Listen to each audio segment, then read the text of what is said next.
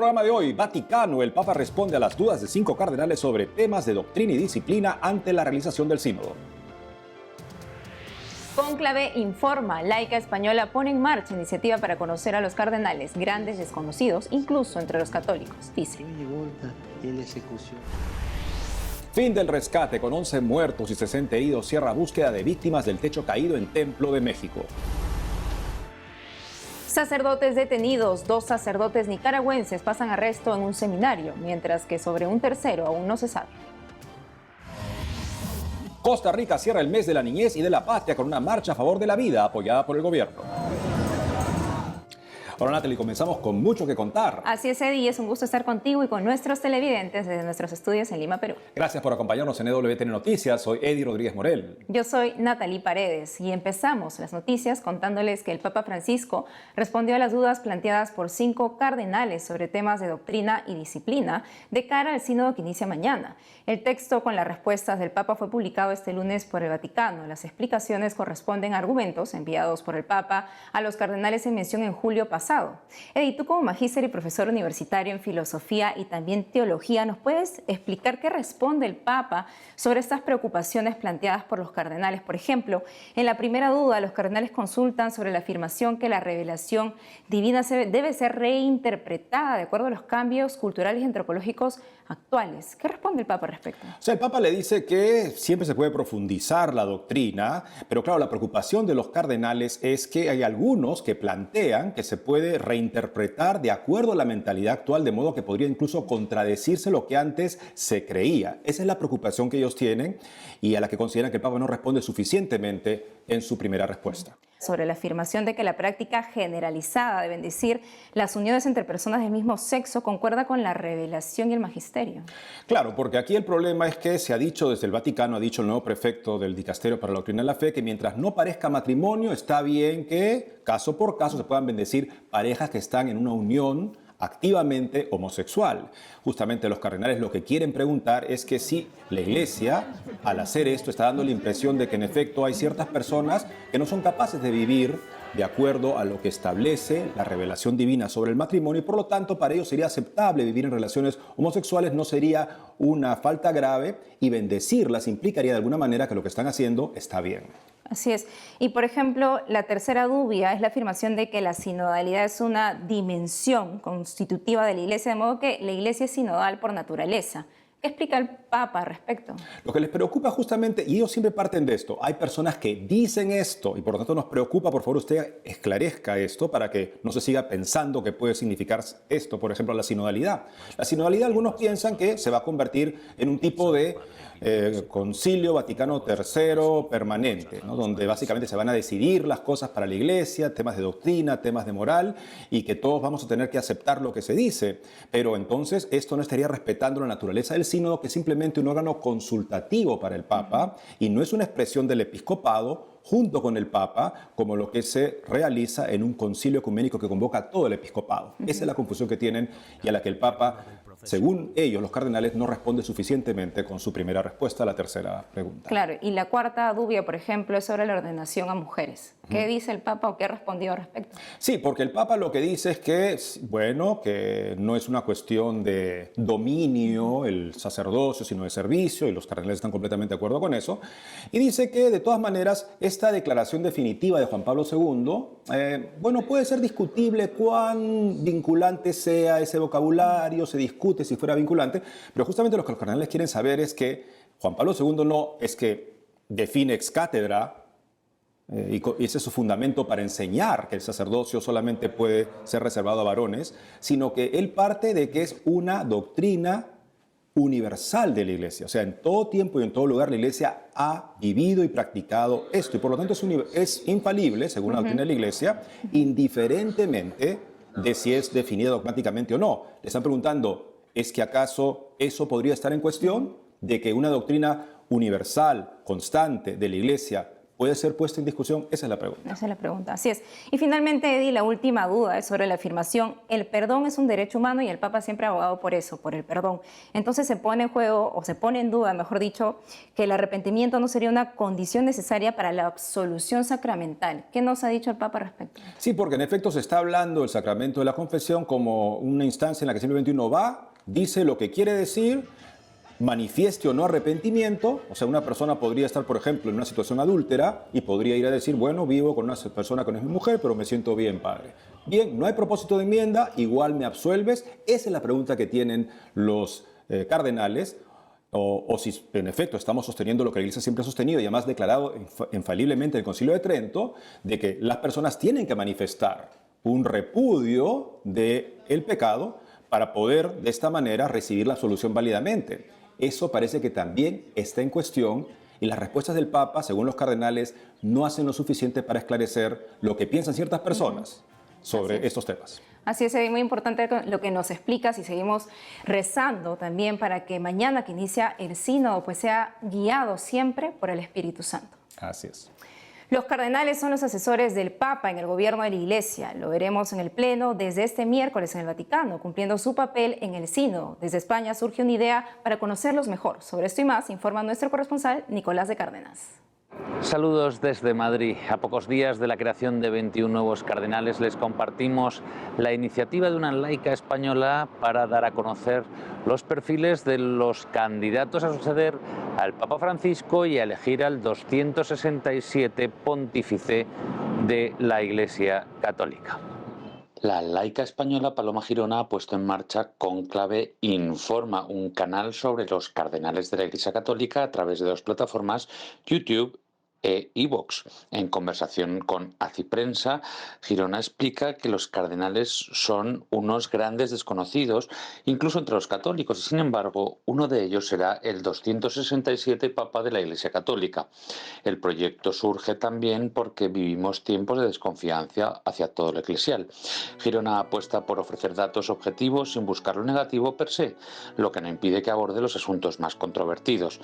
Para elaborar el perfil y síntesis de cada purpurado es necesario un periodo de documentación en el que indaga sobre el trabajo de la Iglesia, su historia, sus aspectos sociales, culturales y espirituales.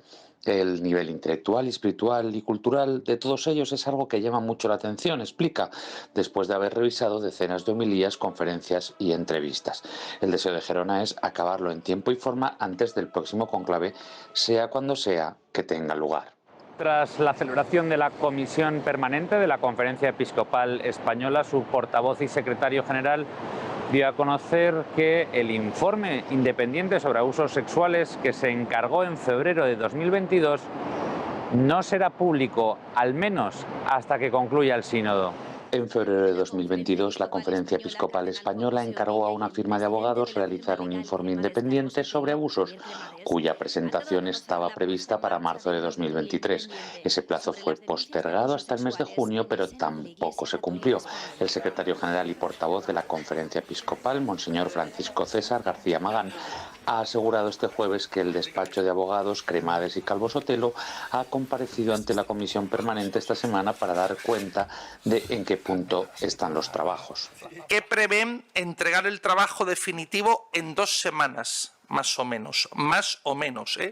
Entonces, a nosotros le puedo asegurar que a los obispos no nos gusta el retraso, y el despacho ha asegurado que no se debe a nosotros, sino hay una complejidad, hay una profundidad del trabajo. Aunque la entrega del informe fuera a mediados de octubre, Monseñor García Magán ha insinuado que su publicación no será inmediata, pues debe ser estudiado por la Comisión Ejecutiva y luego presentado a todo el Colegio Episcopal, a lo que hay que añadir que el cardenal Omeya, presidente de la Conferencia Episcopal, estará fuera de España prácticamente todo el mes, participando en el sínodo de la sinodalidad. Esta semana ha comenzado la campaña de otoño de 40 días por la vida también en España, y los partidarios del aborto no han esperado para hacerse notar. El pasado miércoles comenzó la campaña de otoño de 40 días por la vida, que se extenderá hasta el próximo 5 de noviembre, y la reacción de los partidarios del aborto no se ha hecho esperar. En una de las dos ubicaciones donde se reza en Madrid, en los alrededores del centro abortista Isadora, situado en el distrito universitario, los partidarios del aborto han colocado carteles en las farolas en los que se puede leer: atención, integristas religiosos peligrosos sueltos, stop fanatismo, 40 días odiando a las mujeres o 40 días contra los derechos humanos. Casi en coincidencia con el inicio de esta campaña provida, el Ministerio de Sanidad español ha publicado la estadística oficial correspondiente a 2022, en la que se han registrado 98.316 abortos, lo que supone más de un 9% respecto al año anterior. Desde España, Nicolás de Cárdenas, EWTN Noticias. Ahora, noticias de la Iglesia en México. La madrugada del 2 de octubre concluyeron las labores de rescate en la parroquia de la Santa Cruz. Ahí el techo se derrumbó el domingo último. Confirmaron que ya no hay vivos debajo de los escombros. Por ello comenzarán a utilizar maquinaria pesada para remover las estructuras. Según las autoridades, de los 80 feligreses en la celebración de un bautismo colectivo, 60 quedaron heridos. 11 murieron aplastados. Asimismo, continúan las investigaciones para determinar la causa de la caída del techo. La iglesia permanecerá cerrada por lo menos durante una semana. Esta mañana, el obispo de Tampico, jurisdicción de la parroquia, Monseñor José Armando Álvarez, presidió la Santa Misa por los difuntos y heridos. Desafortunadamente, gente de la tercera edad y niños, pues, fueron los que más batallaron, quedaron atrapados, y creo que es entre los que hay mayores decesos. Y simplemente el techo colapsó, como una implosión, como cuando aplastas una lata. Cayó simplemente encima. No hubo tiempo a nada. Fueron 2 segundos. No alcanzamos a entender lo que pasó. Lo que pasa es que todo fue cuestión de segundos. Cayó la viga y enseguida cayó el techo. No hubo tiempo, los que reaccionaron, pues como le digo, corrimos hacia la orilla. No todos tuvieron la misma oportunidad por la distancia. Quedé atrapada, yo traía a mi otra bebé en brazos. Alguien me ayudó a sacar a la bebé y después pude salir yo por la ventana. Ya posteriormente pues regresamos a buscar a mi otra niña. Y en Nicaragua, los sacerdotes Julio Norori e Iván Centeno, ambos de la diócesis de Estelí, detenidos este domingo 1 de octubre por hombres vestidos de civil en un operativo, fueron llevados al seminario Nuestra Señora de Fátima en Managua. Se les ha impuesto el seminario por cárcel, según el Confidencial. Mientras tanto, se desconoce el paradero del padre Cristóbal Gadea, detenido ese mismo domingo en Jinotega. Aún se desconocen los cargos bajo los cuales los 3 sacerdotes fueron detenidos. Con los padres Centeno, Norori y Gadea, ya son en total 11 los presbíteros arrestados en el gobierno de Daniel Ortega, incluyendo a Monseñor Rolando Álvarez. Ahora escuchemos el análisis de Félix Maradiaga, presidente de la Fundación Libertad, ante este último ataque a la iglesia. ¿Me permiten darles un abrazo? No preciso ni decir. Los sacerdotes detenidos arbitrariamente son el padre Iván Centeno, el padre Julio Norori, ambos de la diócesis de Estelí, y el padre Cristóbal Gadea, que es párroco de la iglesia Nuestra Señora de la Merced, ubicada en el municipio del Cuá, del departamento de Jinotega.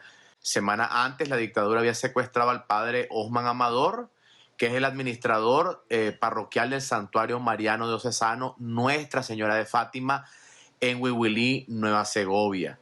Antes del padre Amador, el santuario estaba a cargo del padre Leonardo Guevara Gutiérrez, que también está secuestrado por la dictadura, lo que claramente demuestra que las diócesis del norte del país están bajo particular persecución. La dictadura de los Ortega Murillo, con esta diabólica arremetida contra la Iglesia Católica Nicaragüense, demuestra de que no va a frenar esta persecución religiosa, que ahora agrega 3 sacerdotes más a la injusta cárcel. Y no es casualidad que estos arrestos arbitrarios, sin orden de captura explícita, sin ningunos cargos, hayan ocurrido casi inmediatamente después de la Asamblea General de la ONU en Nueva York y de la sesión 54 del Consejo de Derechos Humanos de la ONU en Ginebra.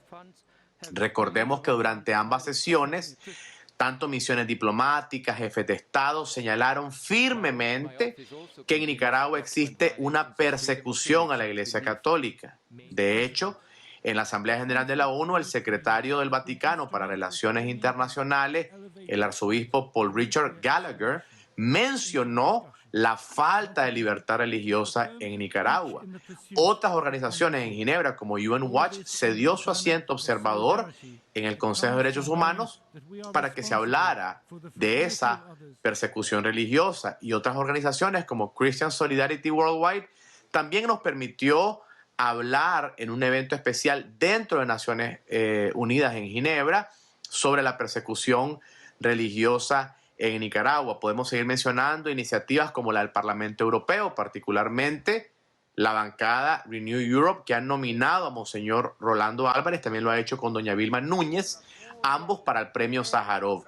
En conclusión, todas estas acciones conjuntas de presión internacional han puesto en el ojo mundial a la dictadura sandinista como una entidad criminal que persigue a la Iglesia Católica. Y más recientemente, el régimen sabe que esto se ha agravado con la persecución a los jesuitas. Así que, en mi opinión, esta actitud pretende mostrar fuerza intimidatoria frente a la denuncia internacional, pero en realidad es una forma de ocultar la ira y la presión que percibe la dictadura frente a estos hechos. Son errores que comete la dictadura con el propósito de radicalizarse, de consolidar un modelo totalitario similar al de Corea del Norte y de poner particular persecución a las diócesis que han mostrado una solidaridad con Monseñor Rolando Álvarez, condenado injustamente a 26 años de prisión. Nosotros creemos que lejos de callarnos tenemos que redoblar los esfuerzos, y así lo estamos haciendo, de anunciarle al mundo que en Nicaragua existe una persecución contra la Iglesia Católica. Así que no nos vamos a callar en esta campaña internacional. Me permiten darles un abrazo, no preciso ni decir. Y ahora la información desde Perú. La Congregación Pro Ecclesia Sancta confía que la investigación que iniciará el Arzobispado de Lima esclarecerá las acusaciones sobre un préstamo supuestamente impago a un feligrés. Veamos. El Arzobispado de Lima confirmó que llevará a cabo una investigación al Instituto de Vida Consagrada Pro Ecclesia Sancta en un comunicado del pasado 28 de septiembre. Señor, ten piedad. Cristo, ten piedad. Así reaccionó el arzobispo de Lima, Monseñor Carlos Castillo, tras la difusión de un reportaje del canal de televisión Willax, en el que el empresario jubilado Fernando Reyes dice no haber recibido la devolución de un préstamo de $1.2 millones por parte de la parroquia Sagrado Corazón de Jesús, administrada por Pro Ecclesia. El 29 de septiembre, un día después del anuncio del Arzobispado de Lima, la Congregación Pro Ecclesia Sancta, en un nuevo comunicado pidió perdón por dañar la imagen de la Iglesia con el caso de los préstamos a su parroquia. Dijeron que están trabajando en forma incansable en un plan integral para una pronta y justa solución para todos. 2 días antes del pronunciamiento del Arzobispado de Lima, Pro Ecclesia rechazó en forma tajante haber cometido estafa. Reconocieron el error del padre Piero Iachetti, antiguo párroco de Sagrado Corazón de Jesús, al pedir préstamos sin autorización. También dijeron que no hay indicio alguno de que el padre Iachetti haya utilizado ese dinero para enriquecerse. Destacaron que el mencionado presbítero fue siempre generoso, en especial con los más pobres. Precisaron que llevó adelante iniciativas de ayuda en pandemia. Calificaron la situación como un error humano. Nos vamos a una pausa y al volver, Costa Rica cierra el mes de la niñez y de la patria con una marcha a favor de la vida apoyada por el gobierno. Hoy celebramos a San Francisco de Borja, el viudo que se replanteó el sentido de la vida. Regresamos con más noticias de la Iglesia en el mundo.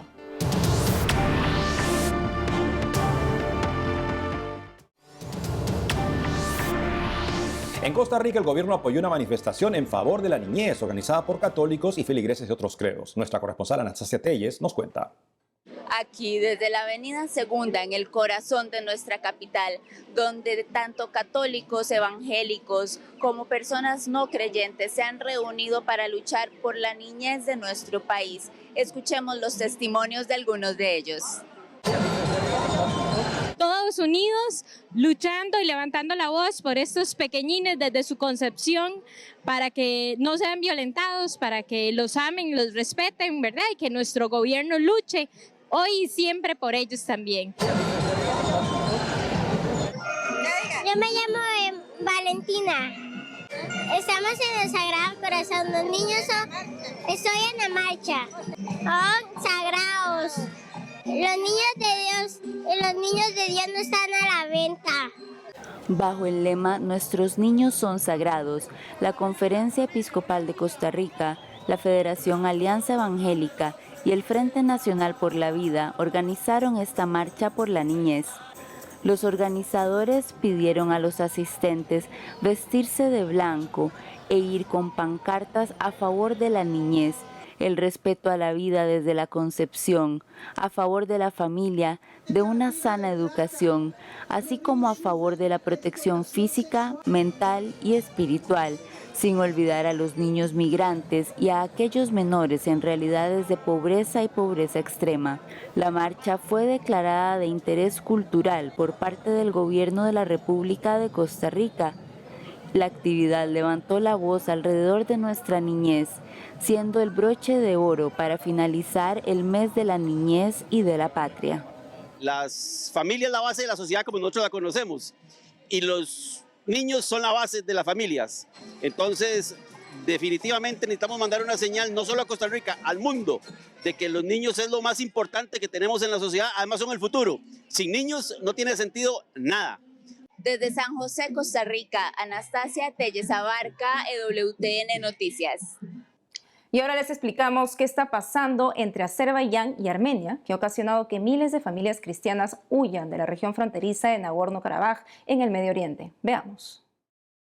Miles de cristianos armenios dejaron sus hogares en la región de Nagorno-Karabaj en las últimas semanas. Se espera que más hagan lo mismo en los próximos días ante el temor de sufrir un genocidio.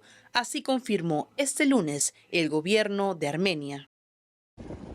La semana pasada, un depósito de combustible explotó cerca de la ciudad de Stepanakert. Al menos 68 armenios refugiados murieron y cientos resultaron heridos. Tras el reciente Angelus, el Papa reiteró su llamado para que termine esta crisis.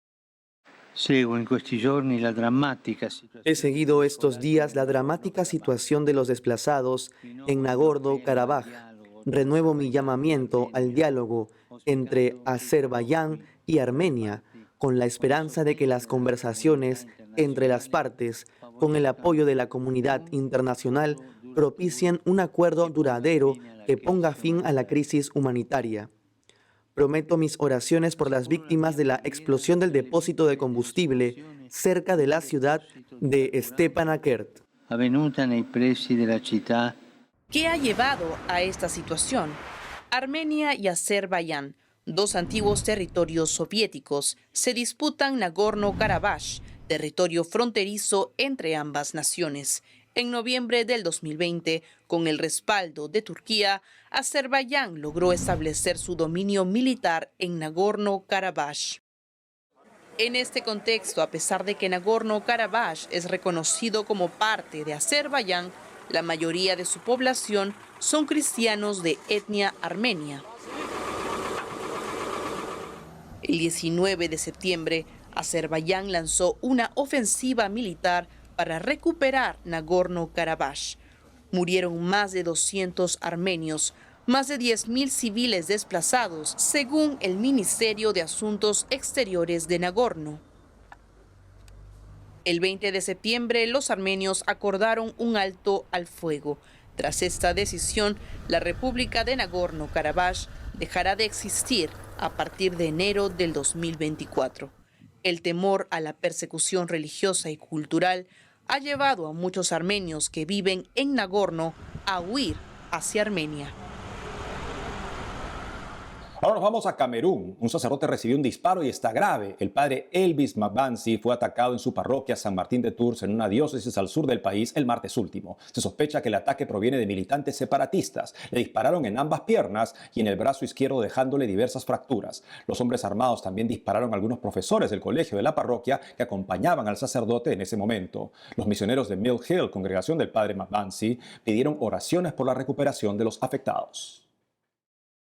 Hoy, 3 de octubre, la Iglesia Católica celebra la fiesta de San Francisco de Borja, un viudo que continuó su camino de santidad como religioso. El padre Dionisio Alberca, párroco de la parroquia San Francisco de Borja de Lima, Perú, nos cuenta más sobre la vida de este gran santo. Veamos.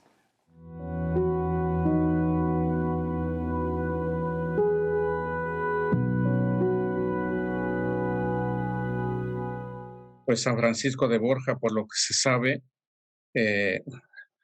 tuvo un itinerario de vida bastante interesante, ¿no? Una parte de su vida la vivió como esposo, ¿sí? Como padre de familia, ¿sí? Y luego, cuando enviudó, optó por la vida religiosa, concretamente ingresó a la Compañía de Jesús. Fue el tercer general de la congregación o de la Compañía de Jesús. Y bueno, luego, pues, partió a la eternidad. Nos ha dejado un buen ejemplo de vida cristiana. O sea, él supo responder al llamado que Dios hace a todos, a la santidad, ¿no? San Francisco de Borja amó desde su familia, amó como padre, como esposo y después como sacerdote jesuita, ¿sí? Siendo religioso, no renunció a amar. Obviamente tuvo que amar de otra manera, ¿no? Según el estado de vida que había asumido. Entonces yo creo que Francisco de Borja nos deja un buen ejemplo de responder al llamado que Dios hace a cada uno de nosotros a la santidad.